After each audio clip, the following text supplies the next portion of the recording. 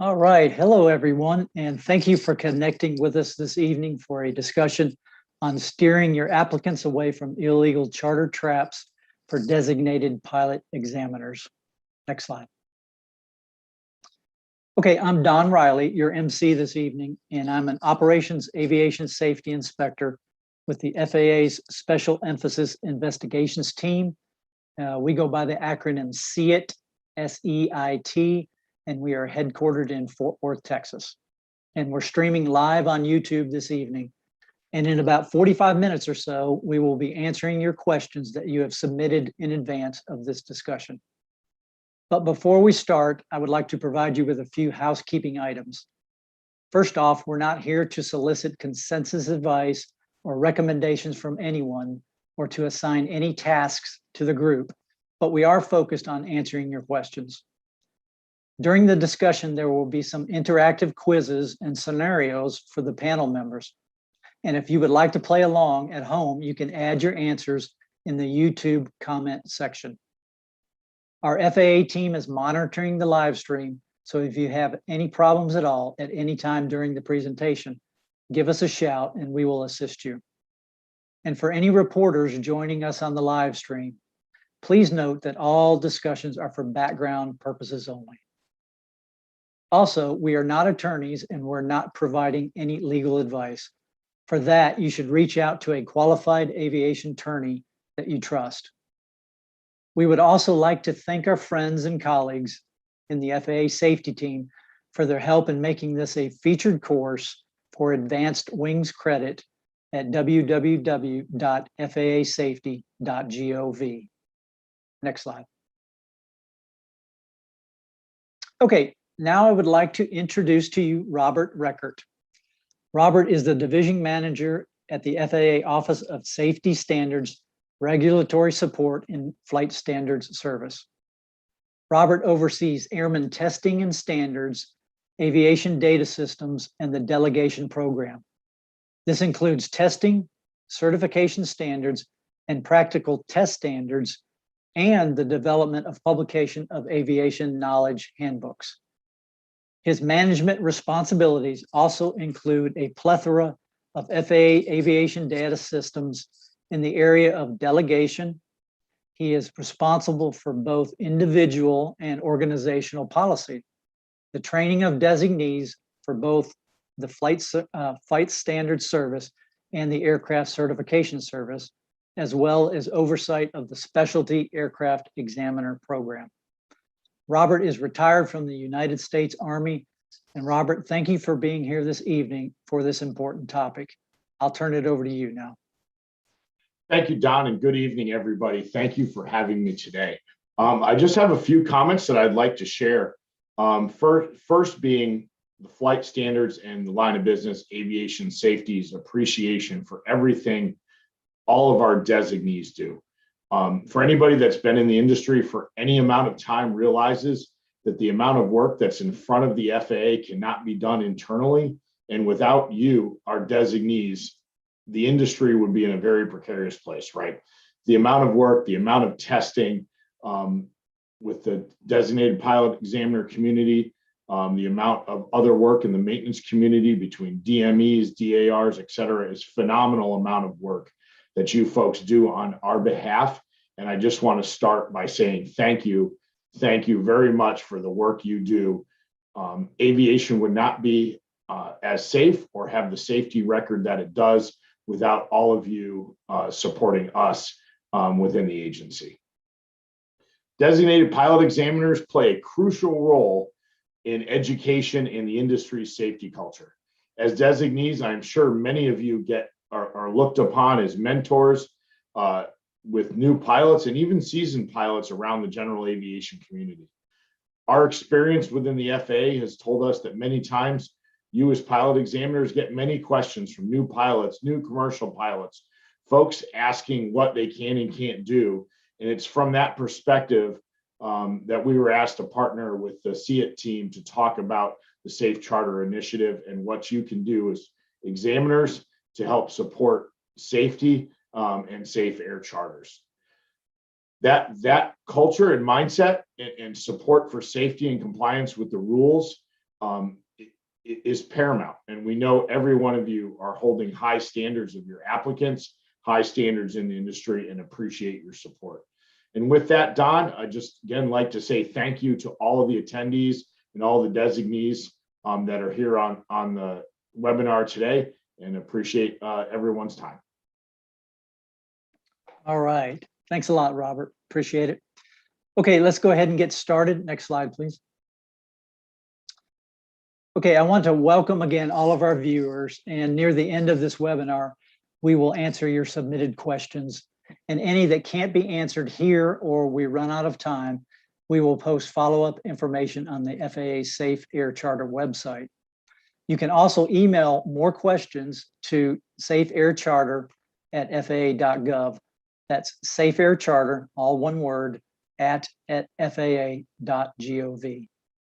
Okay, our expert panelists this evening are all operations safety inspectors with the Flight Standards Special Emphasis Investigations team.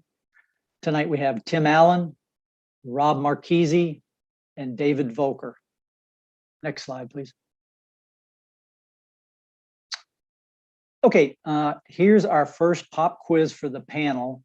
We've got about 4 of these quizzes throughout the presentation. And I know pop quizzes may have a bad memory for everyone out there after school, but we're just hoping for a little bit of fun here. So get ready, panelists. And don't forget, you can play along at home by answering in the YouTube comments. Okay, here we go. Pop quiz number 1. You are a commercial pilot who owns a 6-seat Piper Saratoga. You would like to fly to Madison, Wisconsin to go to a football game with 5 of your buddies. Can you share operating expenses? And again, audience, if you want to answer, you can add your answers to the YouTube comments. Okay, Tim, what's the answer to this one? Okay, well, thanks, Don. Well, the answer is yes. This is an example of legally sharing expenses under 61-113C. And there is a common purpose for this flight to Madison, Wisconsin. Back to you, Don. Okay, great. Thanks, Tim. Next slide, please. Okay, pop quiz number 2, same scenario, but this time you are returning to your departure point to pick up 5 more friends. So now all 11 of you are going to the game. Can you legally do this? Dave, can you explain this one? Sure. The answer to this question is no. This is an example of where expense sharing started off okay and then went awry. The pilot returned to pick up additional buddies and the common purpose of the flight was lost. The purpose in this second flight was transportation. The pilot has now engaged in transportation by air and would need an air carrier or commercial operating certificate. Back to you, Don. Okay, great. Thanks, Dave. Next slide. Okay, let's take a look at our agenda for this evening. We're going to talk, it's all about safety at first, then talk about some key concepts you need to keep in mind. And then we'll move on to what illegal charters look like. We're going to introduce the term holding out and why knowing about it can keep your applicants out of trouble. Then we'll talk about pilot privileges and limitations. Now, we understand, of course, that y'all know the basics of these inside and out, but we want to introduce some things here to help the applicants from unknowingly crossing that line into illegal commercial transportation. Then a really hot button issue right now, expense sharing. And we'll talk about the do's and don'ts with expense sharing. Along the way, we're going to have a few more quizzes to discuss, and then we'll wrap up by giving you some resources to look at and where to get more information. Next slide. Okay, this is why we're all here. You can just barely make it out, but this is November 264 Delta Bravo. It's a PA-46 and it crashed in the English Channel back in January of 2019. It killed the pilot and European soccer player Emiliano Sala, and it was an illegal charter. You know, it's really no secret right now that Congress, the FAA, the National Air Transportation Association, and others in the industry here and worldwide have turned the spotlight on high regarding illegal charters. Catastrophic consequences do sometimes occur with these kinds of flights. And so understanding what an illegal charter is and what they look like, how they happen, is so important because they come in all shapes and sizes. They're everywhere and they're all a threat to aviation safety. That's why these kinds of discussions are very important to help keep your applicants out of trouble. Next slide.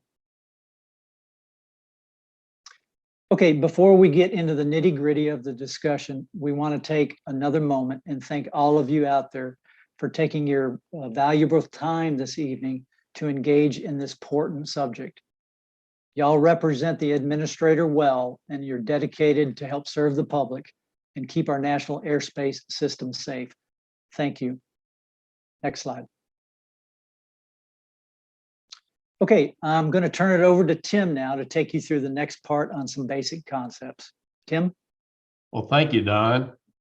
The most common illegal charter scheme that SEIT deals with is the sham dry lease. It may look good on paper, drafted by an attorney, but what is important is what actually takes place. As experience shows, operational control is not transferred from the lessor or owner to the lessee or customer. It is in effect a wet lease. The airplane and the pilot come as a package. Improper expense sharing is covered under AC 61-142. Several commercial ventures have expanded on that illegal operation, such as Flight Now or Blackbird. These are internet applications putting pilots, customers, and airplanes together. At the end of the day, these schemes needed a Part 135 operating certificate in order to operate properly. Next slide, please. The federal aviation regulations place an owner and lessee on the very same level of responsibility and accountability. Operational control is often confused with PIC authority. Operational control should involve knowing that you have an airworthy aircraft, qualified and current flight crew, and flight management responsibility before the flight's initiated. Merely telling someone else where you want to go and at what time is not operational control. Next slide. Is it a single source who provides the fuel, crew member training, dispatch and flight following, flight management and scheduling? So that's not an exhaustive, but a case-by-case basis if there is a question on illegal ops. Many times there's no insurance coverage for the lessee provided by the owner's policy. 9137B, the AC Truth in Leasing, is important. It's written from the lessee's perspective, and it's an extremely important document. The bottom question is critical. Pilots should be asking, who is responsible? Is it clear that there is a legal aircraft, legal crew, flight management? Is this truly a Part 91 flight or an illegal Part 135? Who's riding in the back? Do you know who they are and how they got to ride in that seat? Very few people are going to ride for free. So then we have initiating, conducting, or terminating a flight. 135 pilots frequently believe because they're manipulating the aircraft in flight that they're operating the aircraft. Therefore, the pilot, they have operational control. But what the pilot does have is pilot and command authority, the responsibility for the safety of the flight, a very serious responsibility, but a different authority and responsibility from operational control. Operational control deals with where, when, and with whom, and even the conditions of flight and more that are acceptable. The pilot under 135 did not choose the day of the flight, the destination, or the passengers that are being carried. These are just a very few of the operational control functions of the certificate holder. Next slide. So we have wet and dry leases. So we might draw some parallels. Uber is a wet lease. We get a driver, we get a vehicle, and they furnish the fuel and the insurance, and they take us where we want to go. A dry lease would be more like we lease a car. We're responsible for the insurance, the fuel, the maintenance, and we have to turn the car back in acceptable condition at the end of the lease.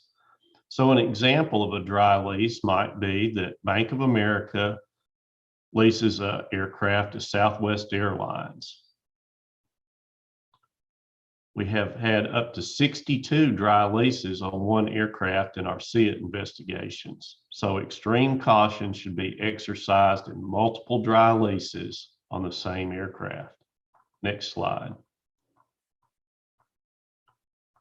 So in its basic operational control form is a legal aircraft, legal crew, and flight management. That's a pillar of FAA safety and a key to safe operations. Failure of effective operational control can lead to an unairworthy aircraft and/or an unqualified bunch of pilots in the national airspace system. Operational control has to be established on a case-by-case basis. Next slide. Everyone wants to place themselves in Part 91 operation, but what actually takes place on the flight dictates which rule we must operate under. Part 135 has two separate authorizations, the air carrier certificate for common carriage and the operating certificate for non-common carriage, excluding those operations required to be operated under Part 125 with large airplanes. The air carrier certificate involves holding out and holding economic authority. The operating certificate does not. So the minimum certificate that anyone must hold for operations for compensation or hire is the operating certificate. Back to you, Don. Okay, great, Tim. Next slide. Okay, time for another quiz, folks. You are a flight instructor and also an air tour pilot.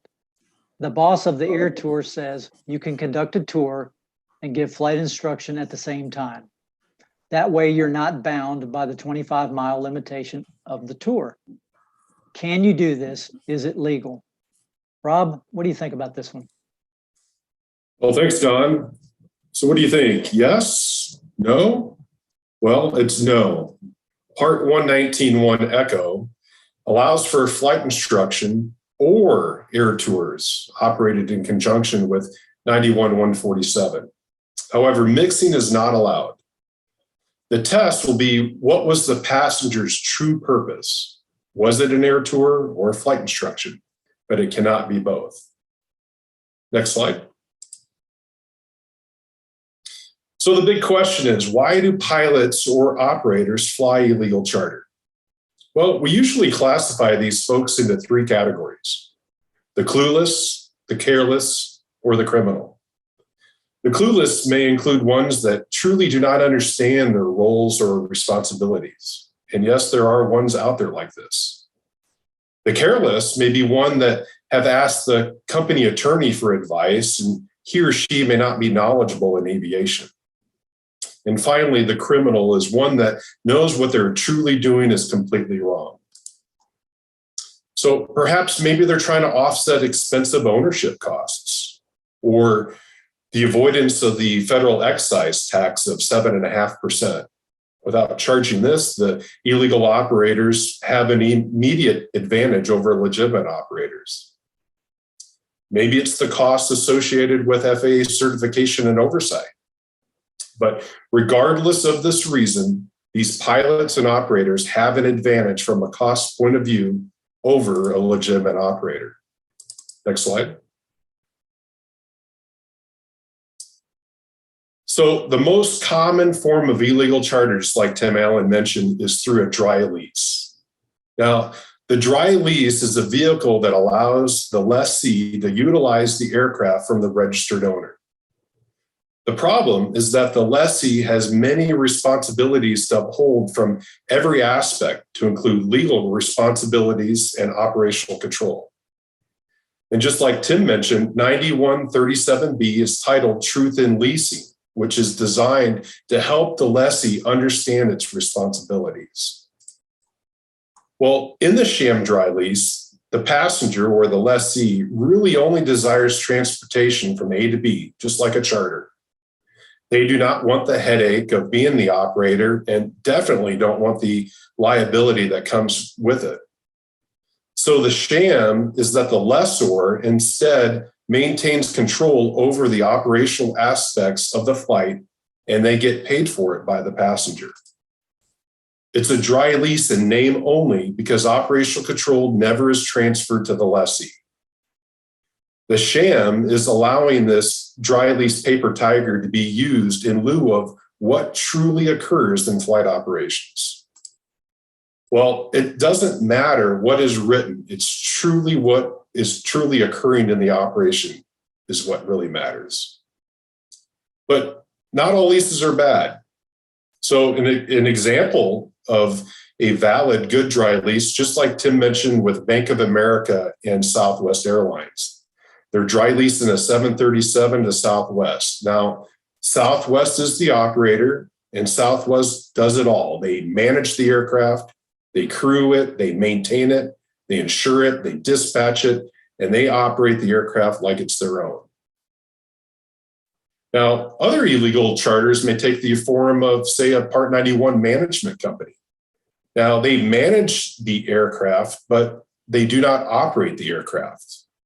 Now, if management companies are operating the aircraft, that could be a problem. Another area is authorized 135 charter operators that use aircraft or airmen that are not authorized on their certificate in any form. Demo flights. Now, these are usually sales demonstration flights proposed for potential new buyers. But if the demo includes air transportation from A to B, that's a problem. And then fake flight instruction. And that's just what it is. It's providing air transportation disguised as providing dual instruction. And then, of course, the misuse of expense sharing is another example. Next slide. So Advisory Circular 1/2012 Alpha is titled Private Carriage versus Common Carriage of Persons or Property. Now, the concept of common carriage is just reading the items as if it were a sentence. It includes a holding out of willingness to transport persons or property from place to place for compensation. Holding out is the first element of becoming a common carrier, and the other three fall into place pretty easily. Well, why is this important? Well, maybe the aircraft owner is holding out and assigns the pilot, and the pilot fails to identify the operation or ask the right questions. It's possible that a pilot may at some point be holding out unknowingly, depending on the circumstances. Now, the Advisory Circular 1/2012 Alpha was written in 1986, and overall, the document is still supported by legal interpretations and NTSB administrative law judges' decisions. If you go to the FAA legal interpretations page and search holding out, it provides 9 pages or 89 interpretations of references. Holding out is important in defining a common carrier. So how is holding out accomplished?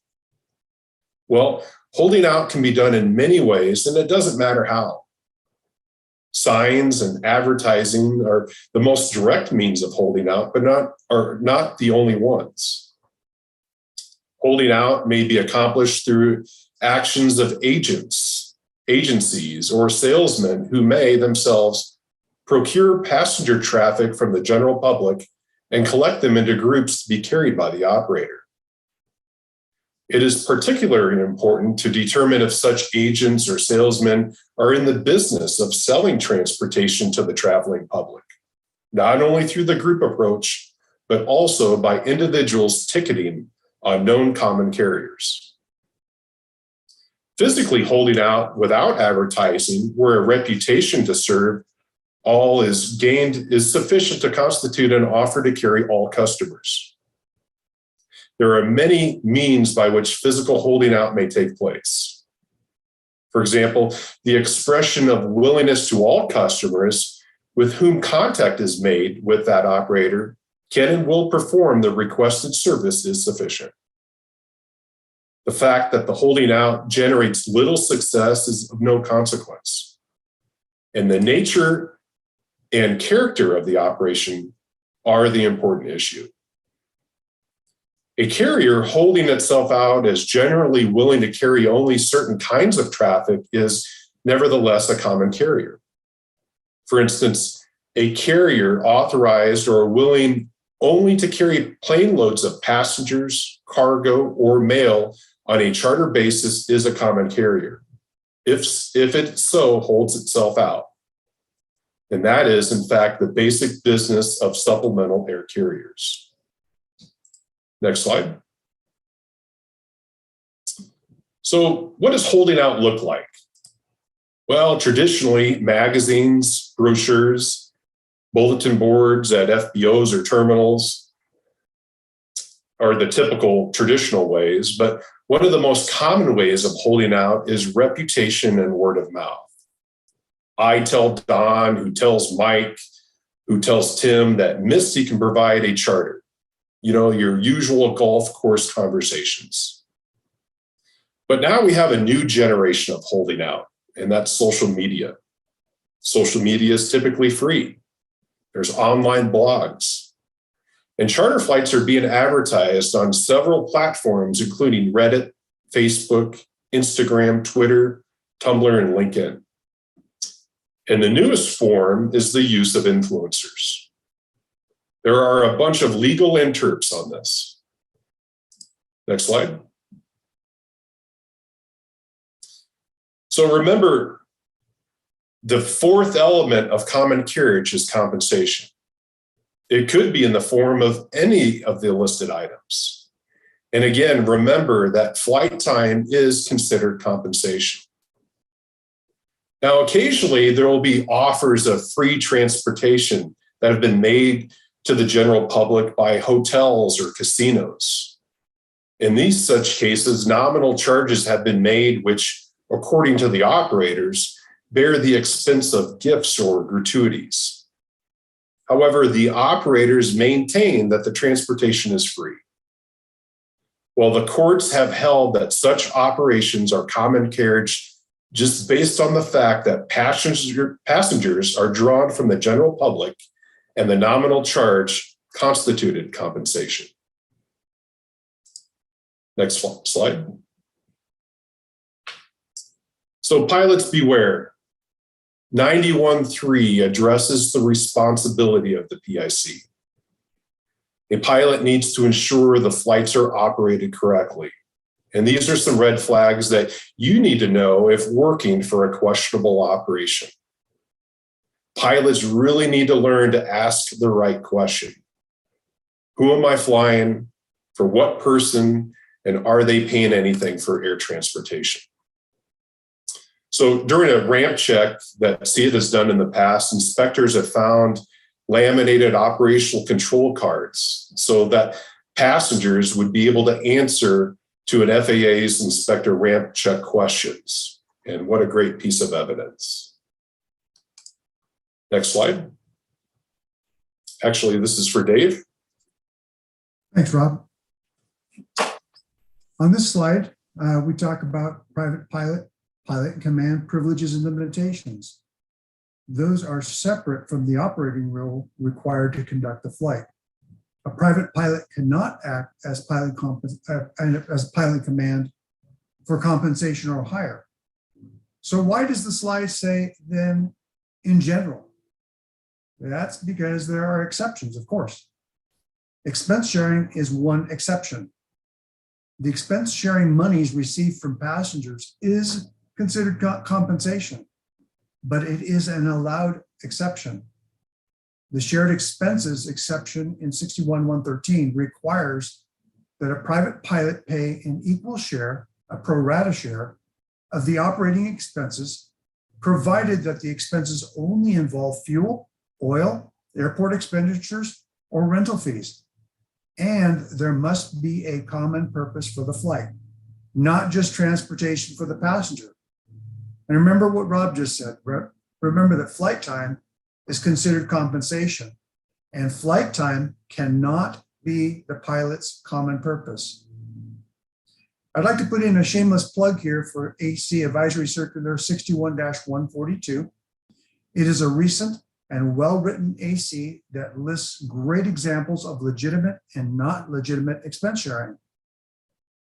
As an additional note, we've talked about the private pilot as pilot in command, but we need to point out that a private pilot cannot be a second in command in an aircraft that requires two crew when that aircraft is being flown for hire or transporting persons or property for hire. That rule is 61-117. Next slide.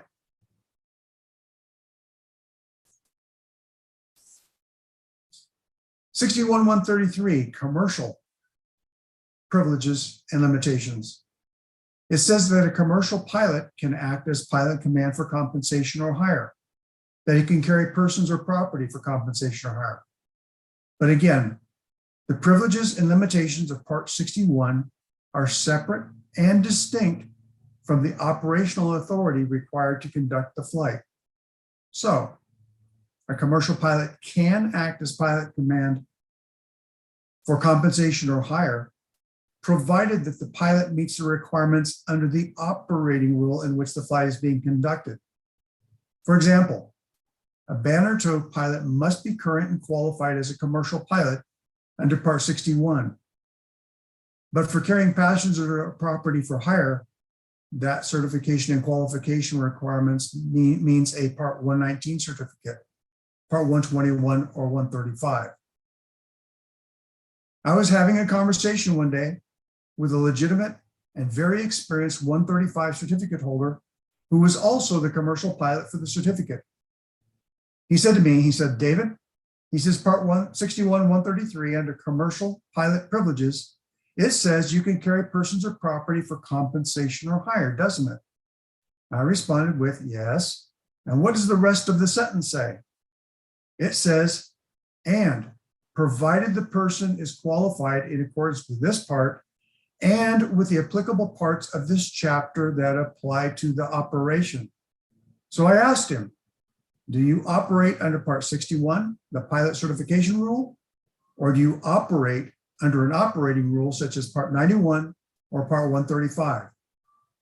There was a deafening silence, and then he said, oh, he finally got it. Part 61 states pilot certificate privileges, but you must comply with the appropriate operating rule. Here's another example where the public was really drawn in. It was mentioned a few minutes ago, Blackbird. Blackbird was an application that you, the customer, put on your computer or phone. Then you, the customer, accessed the Blackbird website, electronically clicked the agree button, effectively signing a lease agreement for an aircraft that you chose, an agreement that you probably never read with an aircraft owner that you had never met. And you, the customer, now became a lessee. Then you, via the website, separately chose a pilot for the flight, a pilot that you had never met. The theory here was that you, as the newly minted lessee, separately chose an aircraft, separately chose a pilot, and therefore, via the lease agreement, you, the signer, also known as the lessee, had operational control. Interviews with some of the customers revealed that there wasn't any understanding of the transfer of legal responsibility and liability of becoming a lessee. The FAA legal determination was that the pilots who participated in the Blackbird program were holding out to the public via the app, meeting the definition of common carriage, and therefore had to have a Part 119 air carrier or commercial operating certificate. Of note, the document that customers signed was many, many pages long, and not one lessee that the inspectors spoke to knew what they had signed. The point here is that the lessee was really only looking for transportation and not a lease with all of the associated legal responsibilities. Next slide.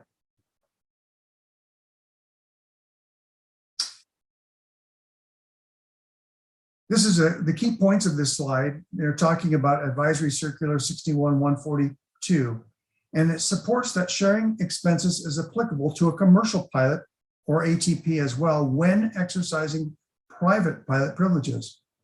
However, no pilot should hold out without the operational authority of an air carrier or commercial operating certificate. Rob discussed holding out a couple of slides back. So even though an ATP or commercial pilot can exercise the private pilot privileges of expense sharing, ATPs and commercial pilots cannot hold out to expense share. And this is supported by the Blackbird case that we just spoke of. Next slide. As we've discussed, 61-113 allows expense sharing, which the pilot must share equally with the passengers. But the pilot must have a common purpose for the flight. What is a common purpose? Well, it could be the same reason as the passengers, or it could be a different and separate reason. However, building flight time is not an acceptable common purpose. Listen to this statement. Except for the passenger being transported, the flight would not have occurred. If that statement is true, the flight was not legal. Let's look at an example of shared expense flight that went wrong. A pilot is talking to a friend about his upcoming flight to Las Vegas.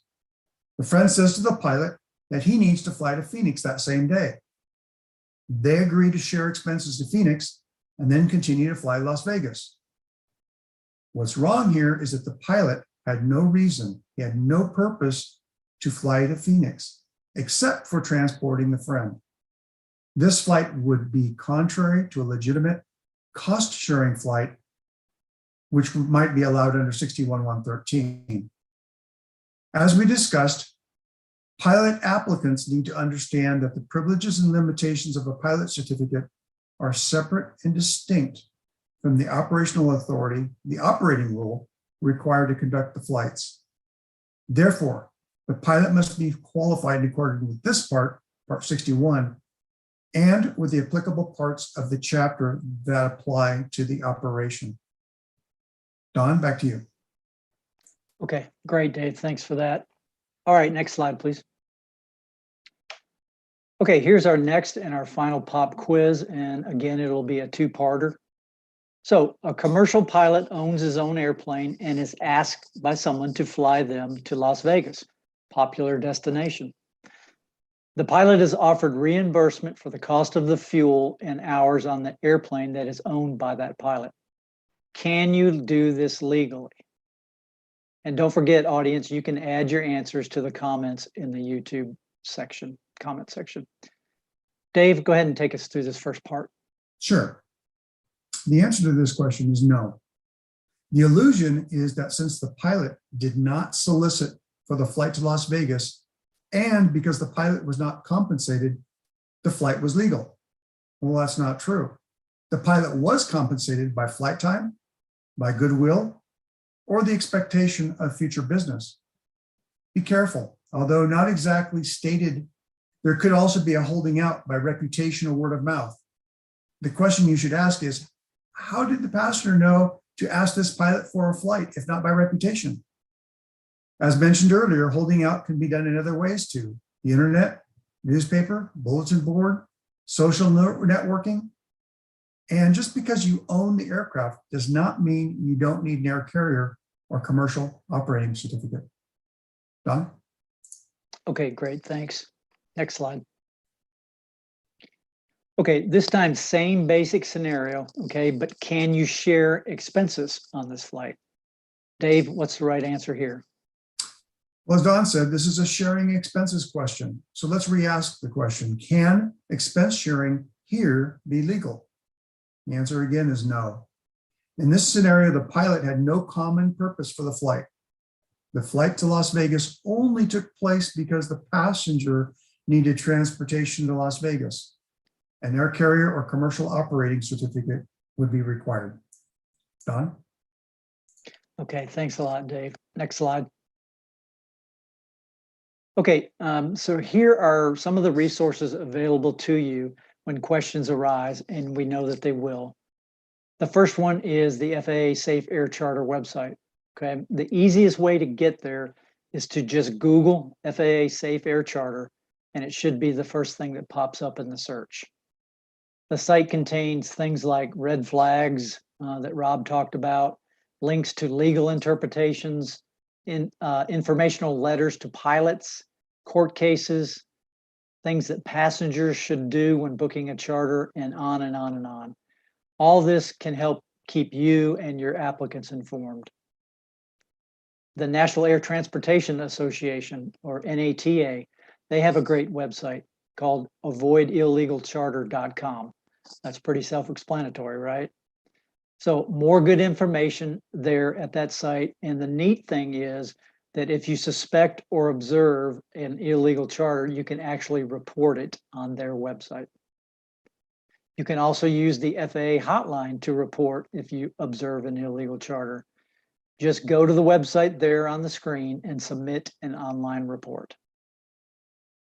Of course, your local FSDO and FAA safety team are available. Please feel free to contact your local office for help and guidance when you have questions. Please, really, it is way better to get your questions answered before something happens.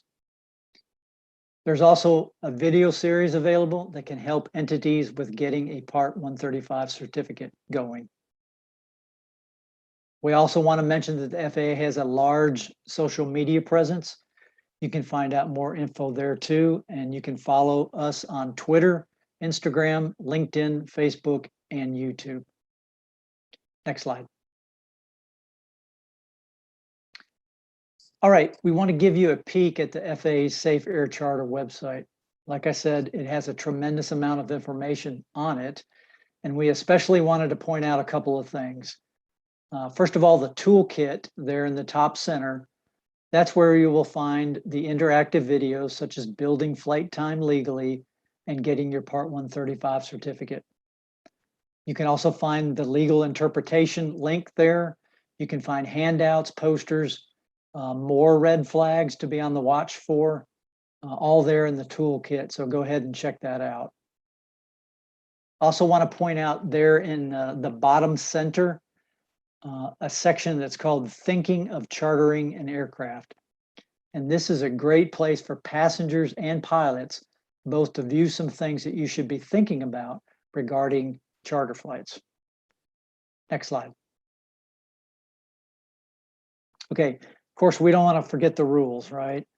Parts 91, 119, and 135 are critical to understanding the difference in private and commercial flights. And don't forget about the Part 61 certification rules, which Dave talked about in depth.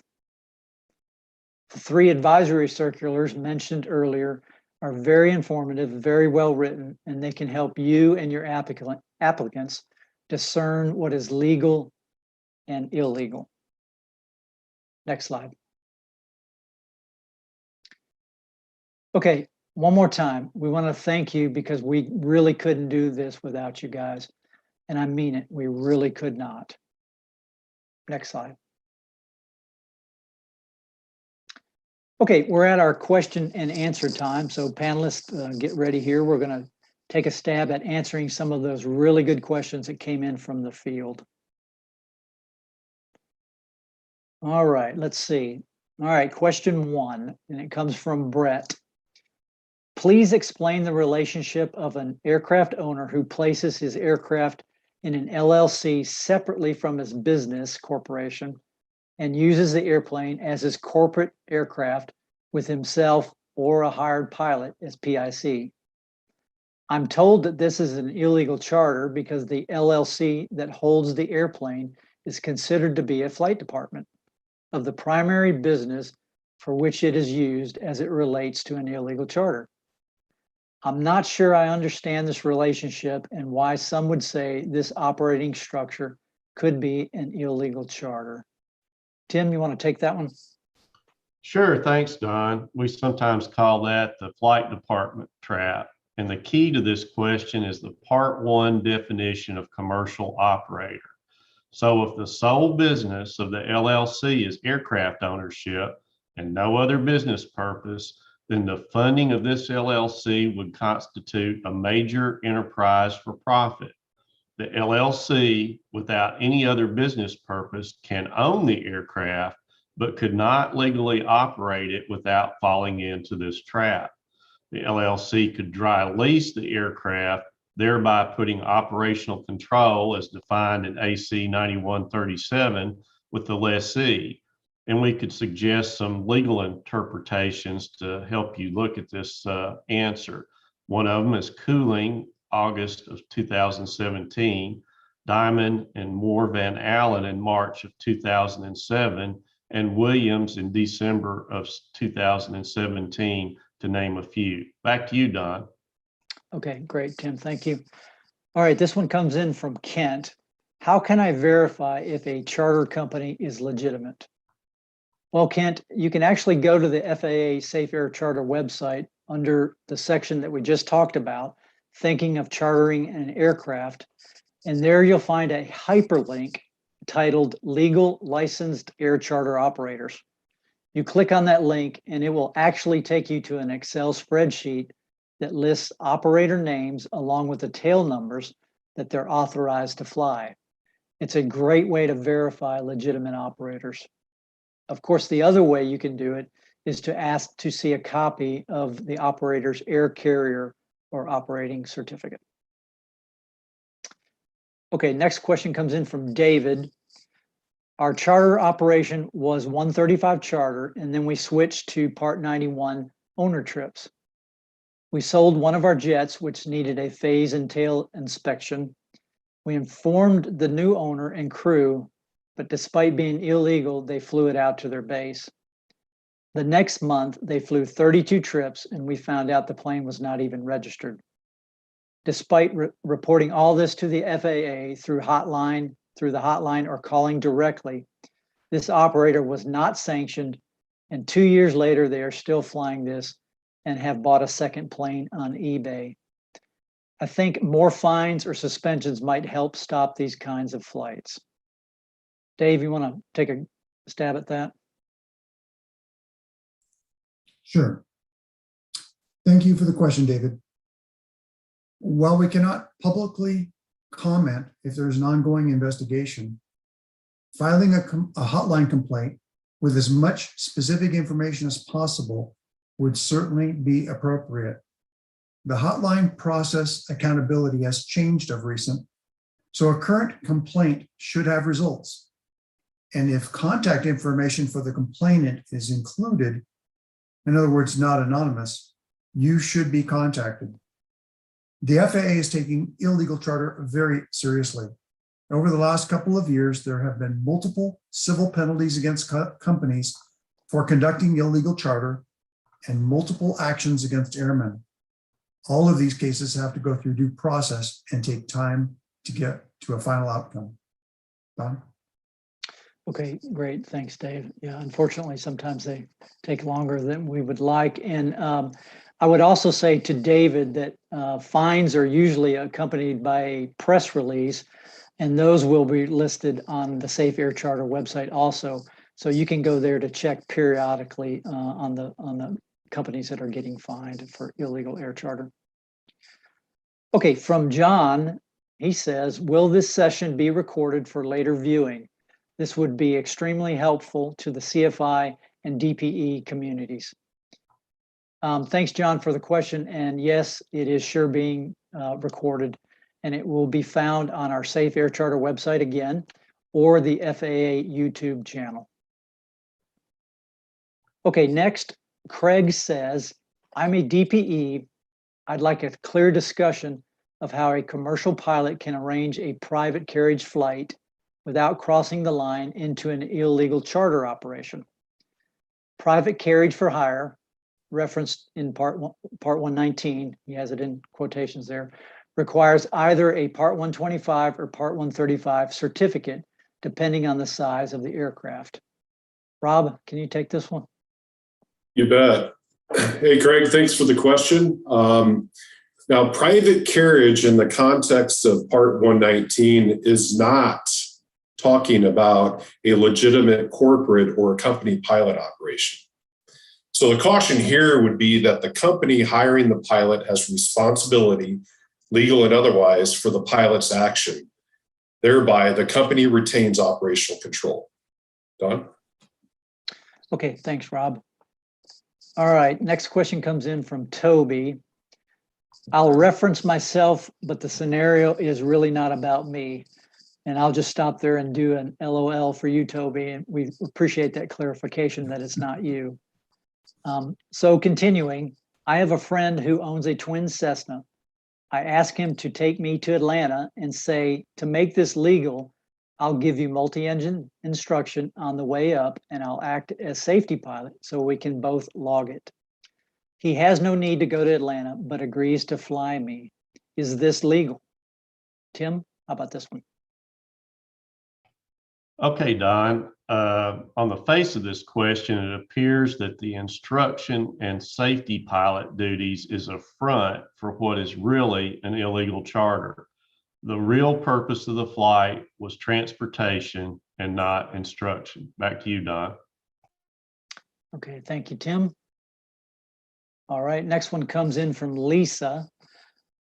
I'm a DE in Oregon and hopefully will attend this seminar since it is recommended for examiners. Can you comment as to what the intent is for DEs? I'm not sure how a DE would be involved in this, but happy to help if it makes sense. Dave, how about this one? Sure. Thank you for the question, Lisa. The purpose of this discussion is to remind DPEs of the responsibility during the practical test, especially commercial than ATP, to determine an applicant's knowledge of privileges and limitations of the certificate they have applied for.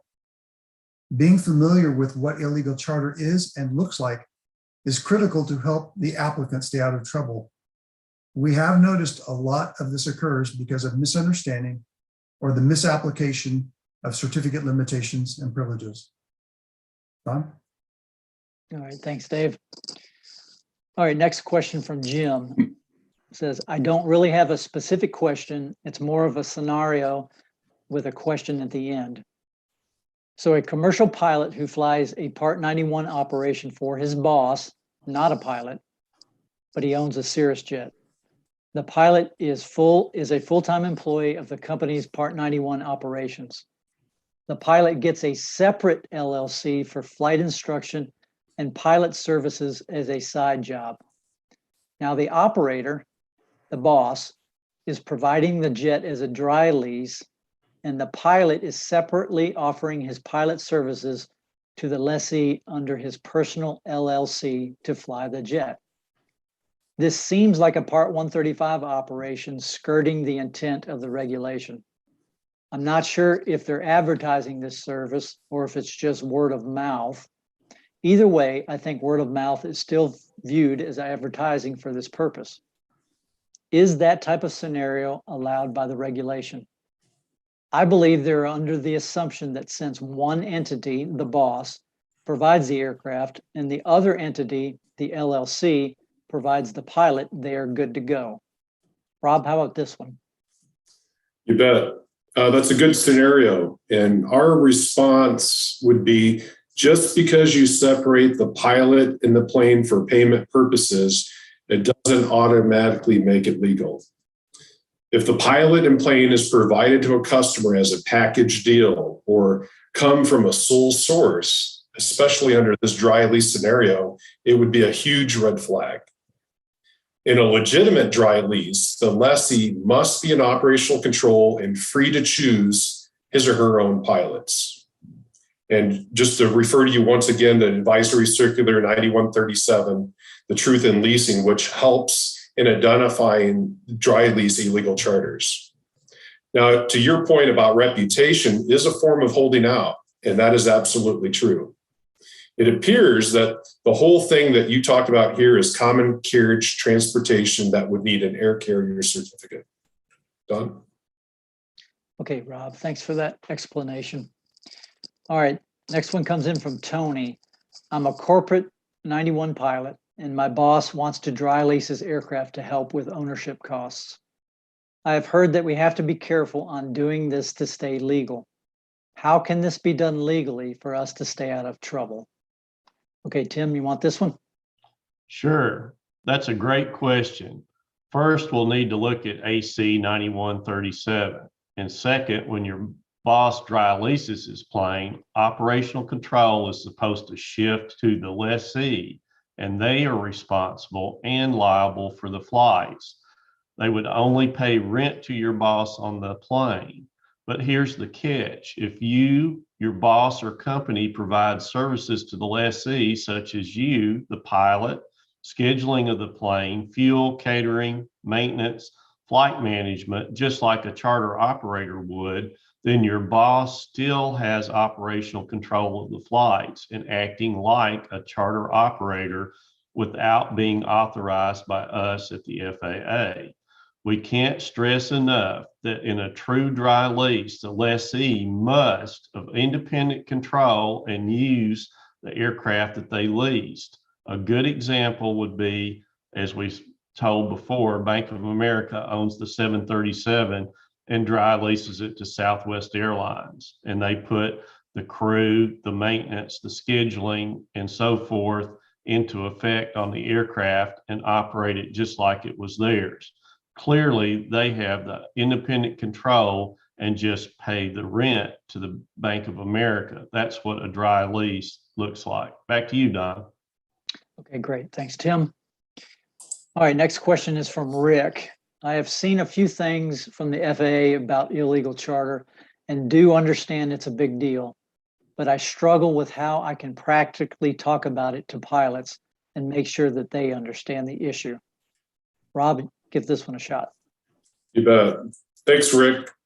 So perhaps a practical method of determining that the applicant knows what he or she can or cannot do with that certificate that they're applying for, like a commercial or ATP, is to give them a scenario. The DPE could describe an opportunity that the applicant, during the flight portion of the check ride and after the presumed successful application, that the newly minted commercial or ATP is asked to drop off the DPE at a nearby airport where the DPE has another check ride scheduled. This wouldn't be necessarily a trap, but a real life scenario that immediately reveals the applicant's understanding of the privileges and limitations of the certificate. And it would be up to the DPE on how to handle an inappropriate answer. So another way of testing the applicant would be for the DPE to offer to share expenses to a nearby airport where the DPE has another check ride scheduled. Now, the applicant's only reason for taking this flight would be to transport the DPE and would not have flown to that airport otherwise. And again, it would be up to the DPE on how to handle that inappropriate answer. Don? Okay, thanks, Rob. All right, next one comes in from Karen. It says, I hear the term holding out a lot in regards to illegal charters. Can someone explain what it really is, because it's confusing and seems like it's a lot more than just advertising? Dave, how about this one? Sure. Thanks, Karen. That's a really good question because it is a funny sounding term and can really easily be misunderstood. Rob spoke to this during the presentation. Holding out in the simplest of terms means making one's pilot services available to transport persons or property for hire, or a company offering to transport persons or property for hire. This holding out is frequently accomplished by word of mouth, which most people don't realize, as well as bulletin boards, internet, and social work networks. For time builders, it is not uncommon to see offers to fly on a cost-sharing basis in accordance with 61.113. Pro rata cost sharing is still compensation, even though the pilot is paying a share of the cost. This can be legal if holding out is not involved and if it meets the common purpose test. The pilot must have his or her own reason for the flight. It does not have to be the same reason as the passengers, but that reason cannot be for the purpose of time building. These were mentioned during this presentation. The AC 61.142 and AC 120-12 are two great documents that really help in understanding how to do cost sharing legally and what holding out looks like. Don? Okay, Dave, thanks for that explanation. All right, next question comes from Michael. Is there an example of the appropriate documentation that would transfer operational control between parties in a multi-party dry lease? Also, can you explain the difference between someone dry leasing an aircraft and renting an aircraft? Okay, Tim, how about this one? Okay, that's a good observation, Michael, as the transfer of operational control in a multi-engine party dry lease should be very specific, indicating where, when, and how the aircraft is going to come under the operational control of the other party. This document most likely should be constructed by a knowledgeable aviation attorney, because it will be very tricky to assure that the multiple lessees do indeed have responsibility for operational control. In effect, the dry lease is exactly that, the rental of an aircraft without a crew member. The lessee is responsible for when, where, and how the aircraft is operated. AC 9137B asks 7 questions, the answers to which indicate whether the lease is a true dry lease or a sham dry lease. Your question, though, is excellent in that a true dry lease, the aircraft is rented without further support from the lessor. Back to you, Don. Okay, thank you, Tim. All right, next question comes from Julian. I am wondering why Part 119 is not included in the commercial ACS Areas of Operation 1 Task A. It seems as if 119.1, including the requirements and permitted exceptions for an air carrier certificate, would be something a commercial pilot should be knowledgeable on. Rob, how about this one? Yeah, thanks, Julian. Now, the absence of this specific mention of 19.1 in the commercial ACS does not negate the need for the commercial applicant to know and understand the limitations of the certificate that he or she is applying for. And you're spot on that an applicant's understanding of 19.1 ECHO is crucial to evaluating his or her understanding of privileges and limitations of the commercial certificate. Don? Okay, great. Thanks, Rob. And this is our last question so far. So this is from John. It says, considering the sequester reduction goal of reducing the number of 135 operators by half, could an expansion of the reimbursable allowances of FAR 91501 to cover the true expenses correct some of the problems with gray charter? It could encourage legal time sharing by informing the FSDOs of operation and providing an avenue for the FAA oversight of these kinds of operations, since becoming a small 135 operator is discouraged. Dave, how about this one? Sure. Interesting question, John. Currently, there isn't any FAA guidance or policy in effect to reduce the number of 135 certificate holders. In fact, the present day goal is to encourage Part 119 certifications and thereby reduce and hopefully eventually eliminate illegal charter altogether. We know of no plans to conduct rulemaking to expand or modify 91501.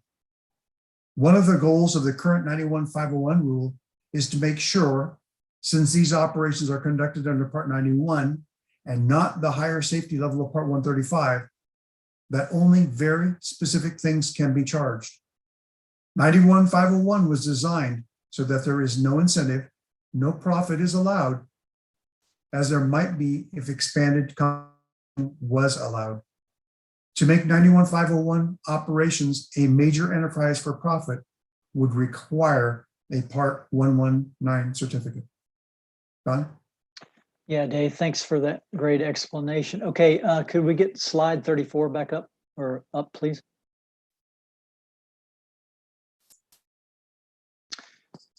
Okay, folks, congratulations. That concludes our panel presentation tonight. This briefing, along with a live recording of today's webinar, will be found at the FAA's Safe Air Charter website, www.faa.gov/go/safe air charter.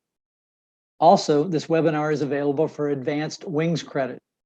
You'll find the course under the featured courses at www.faasafety.gov. Make sure you log in. You have to take the quiz to get the credit.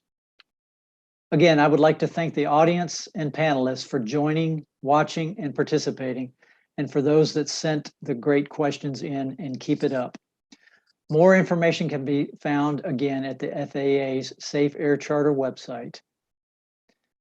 Want everyone to have a wonderful evening, stay safe, and take care. So long.